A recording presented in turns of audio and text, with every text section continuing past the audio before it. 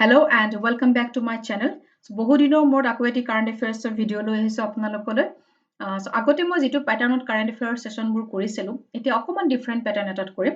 আগতে টপিকসবোৰ মই এলাবৰেটলি ডিসকাস কৰিছিলো। এতিয়াও মই টপিকবোৰ ডিসকাস কৰিম এলাবৰেটলি লগতে যিবোৰ টপিক আজিৰ সেশনটো ডিসকাস কৰিম সেই টপিকসবোৰৰ ওপৰত ডিসকাশনটো হৈ যোৱাৰ পিছত কিছুমান ৰিভিজন কোৱেশ্চন থাকিব। কাৰণ একেটা কাৰেণ্ট এফেয়াৰ্ছৰ টপিকসৰ পৰা বিভিন্ন ধৰণৰ কোৱেশ্চন ফ্ৰেম হ'ব পাৰে। এনেকুৱা নহয় যে এটা টপিকসৰ পৰা এটাই কোৱেশ্চন আহিব। ওকে আৰু সেই কাৰণে টপিকবোৰ কিছুমান আমি অকমান এলাবৰেটলি জনাটো দৰকাৰ। সো ৰিভিজন কোৱেশ্চন থাকিব। তাৰোপৰি কোৱেশ্চন অফ দা ডে থাকিব। কোৱেশ্চন অফ দা ডে বোৰ কোৱেশ্চনৰ লগতে আনসাৰ্ছবোৰ মই দিম আৰু সেইবোৰ কাৰেণ্ট এফেয়াৰ্ছৰ পৰা সেই কোৱেশ্চনছবোৰ দিয়া হ'ব। সো ভিডিঅটো আপোনালোকে লাষ্টলৈকে চাই থাকিব। And very soon I'll start a 500 MCQ series on Indian polity. কিয়নো ইণ্ডিয়ান পলিটিৰ কোৱেশ্চনছ যিকোনো ধৰণৰ কম্পিটিটিভ এক্সামছতে আপোনাৰ পৰা অহা দেখা যায়। টেটৰ এক্সামে হওক PNRD হওক APSC হওক আপোনাৰ AJS হওক সকলো ধৰণৰ কম্পিটিটিভ এক্সামছতে আহে। সো 500 MCQ series এটা মই অতি সোনকালে start কৰিম on Indian polity. So without any further ado, let's get started. The first topic of my today's session is world's first floating city. So world's first ever floating city built kora hobo South Korea city Busanot. Okay. It will be flood resistant and will be made up of a series of islands which rise with the sea. So is the floating city to build kora hobo South Korea. It is flood resistant hobo aru a series of islands thakibo. A series of islands bilak with the rise of the sea level heburo rise koribo. Aru ei project to South Korea ei karone loa hoise আমি সকলোৱে জানো যে south কোৰিয়াত ফ্লাডৰ পৰা কিমান problem হয় okay so last year 2020 floods have severely affected large areas of both South and North Korea. 9,317 hectares of farmland were submerged and 9,491 houses were damaged. Roads, bridges, and railways have been badly hit by the floods. আৰু সেই কাৰণে এইবোৰ ৰেজিষ্ট কৰাৰ কাৰণে এনেকুৱা ধৰণৰ floating সিটি এটা project south কোৰিয়াত বিল্ড কৰাব প্ৰজেক্টটো হাতত লৈছে। আৰু এই প্ৰজেক্টটো জয়েন্টলি এফৰ্ট দিব is joint effort by the UN Human Settlement Program, that is UN Habitat Oceanic. So etu eta questions hobo pare. Okay, the floating city will have flood proof infrastructure thakibo aru several man-made island thakibo to eliminate the risks of flooding. Okay, and this self-sufficient city will be specifically designed to withstand natural disasters like tsunami and floods. Or eneke এই চিটিখন build কৰা হ'ব যাতে যিবিলাক natural ডিজাস্টাৰ্ছ থাকে tsunami floods এইবোৰৰ দ্বাৰা যাতে badly effect হ'ব নোৱাৰে সো এইবোৰ ৰেজিষ্ট কৰাৰ কাৰণে ওকে সেইকাৰণে ফ্লাড প্ৰুফ ইনফ্ৰাষ্ট্ৰাকচাৰ এটা তাত থাকিব আৰু এই চিটিখন বিল্ড কৰা হ'ব লোকেলি সোৰ্স যিবিলাক মেটেৰিয়েল সাপোজ বেম্বু তেনেকুৱা ধৰণৰ লোকেলি সোৰ্স মেটেৰিয়েলেৰে এই চিটিখন বিল্ড কৰা হ'ব সো সাউথ কোৰিয়াৰ ক্যাপিটেল হৈছে Seoul and south Korean currency হৈছে south Korea won Next topic is Hornbill Festival. So recently 22nd Hornbill Festival start hoise Nagaland.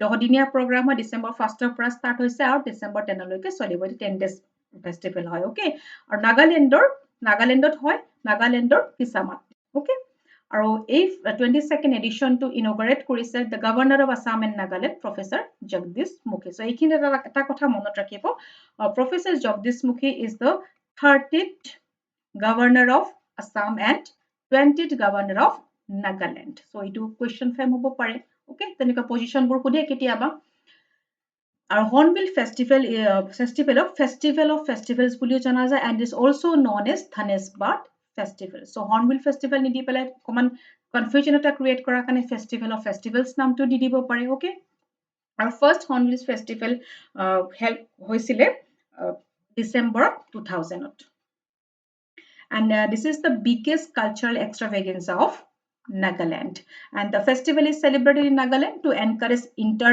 tribal interaction and preserve and protect and revive the uniqueness and richness of the Naga heritage. Next topic is Project Re-HAB. This topic is important because recently project to Ohomor amar launch kora hoise okay and the Project Re-HAB is reducing elephant human attacks using bees. Elephant or human opposite to attack to conflict to reduce kora kane ei project to launch kora hoise aru ei project to attack to reduce kora karone yat use koribo bees momaki okay this project creates bee fences set create koribar keneke project to kam koriba ami hetu next slide discuss kori asu okay so honey bees in these fences thwart elephant attacks in human habitations. They dissuade the elephants without harming them. Our Project Re-HAB to a submission হয় National Honey Mission of KVIC, Khadi and Village Industries Commission. Or a project to implement koribo Khadi and Village Industries Commission. Okay. It was launched to provide awareness and training in using bee boxes along the bee colonies. Our a mission to launch kora hoise 2017 in line with the Sweet Revolution.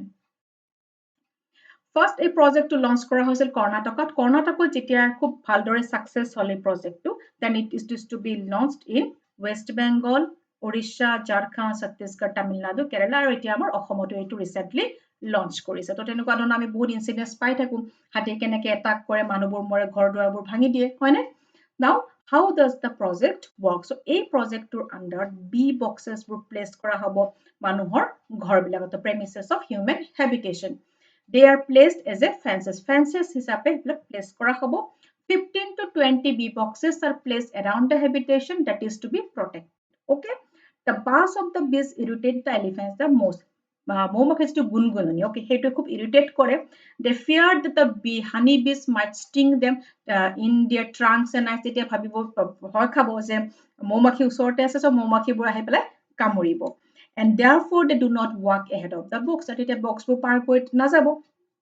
The boxes are connected with a stringer. Box বোৰ stringer হোৱাত connect কৰা হ'ব, আৰু যেতিয়া elephant এই string বোৰ পাৰ কৰিবলৈ যাব, then it pull or tug causes the bees to swim towards the elephant. Okay, so এনেকৈ project ৱে কাম কৰিব, আৰু recently আমাৰ অসমত launch কৰা হৈছে. That's why this topic is important.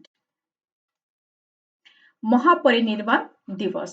So the death anniversary of Dr. Babasaheb Ambedkar, who falls on December 6, is dubbed as Mahaparinirvan Divas. Our Dr.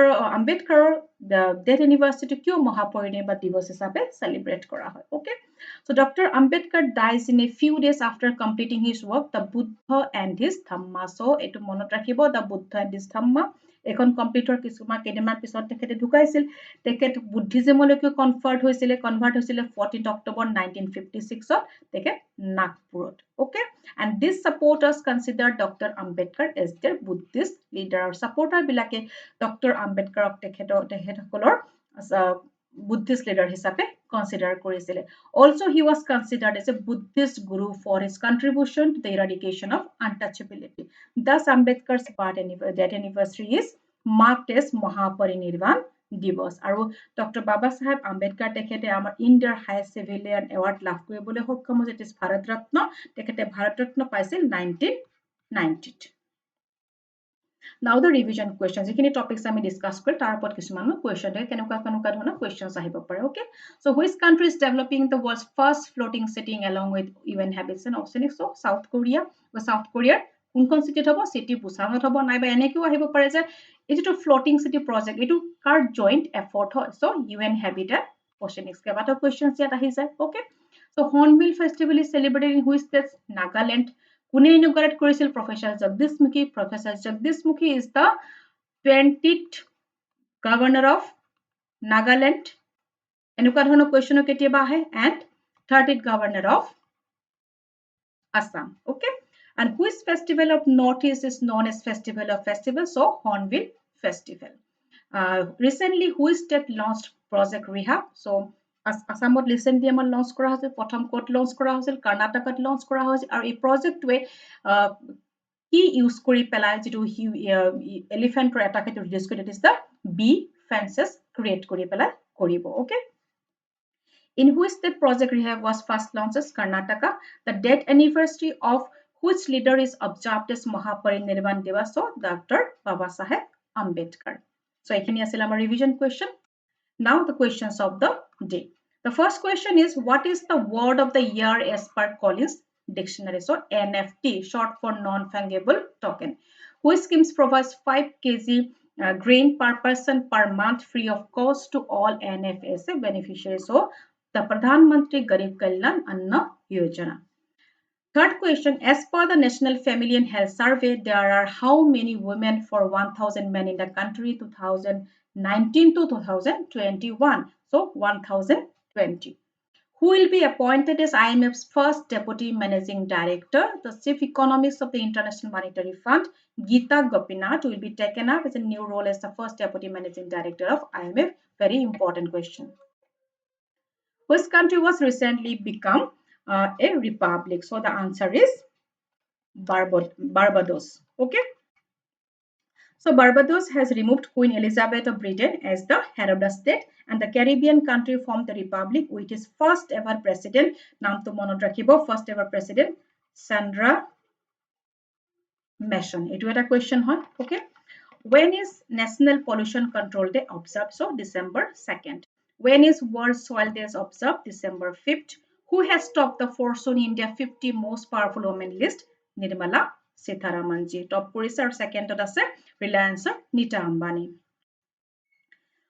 Which is the world's most expensive city? So that is Tel Aviv. Tel Aviv was an Israeli city. Okay. So recently a survey Economist Intelligence Unit. Okay, hey unit survey Prakash korise Tel Aviv, Israeli city Tel Aviv was the most expensive city. So Tel Aviv has leapfrogged Hong Kong and Singapore to become the world's most expensive city to live in according to the Economist Intelligence Unit. Last question, when is National Milk Day celebrated? So National Milk Day celebrate kora hoy November 26th to mark the birth anniversary of Milkman of India, the Dr. Varghese Kuren. Okay, he is also known as the father of White Revolution.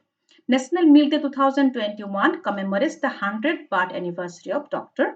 Kuren. So ekhini asil aji amar current affairs topic. I hope you like this session. With this I take your leave. Thank you.